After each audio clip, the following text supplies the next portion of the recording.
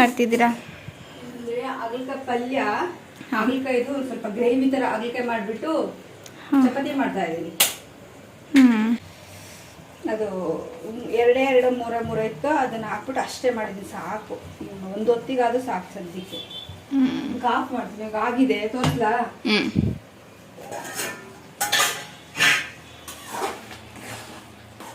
ಈ ಥರ ಆಗಿದೆ ಗ್ರೇವಿ. ಸೌಂದರ್ಯಗೆ ಇಷ್ಟ ಅಂತ ಮಾಡಿರೋಂಥದ್ದು.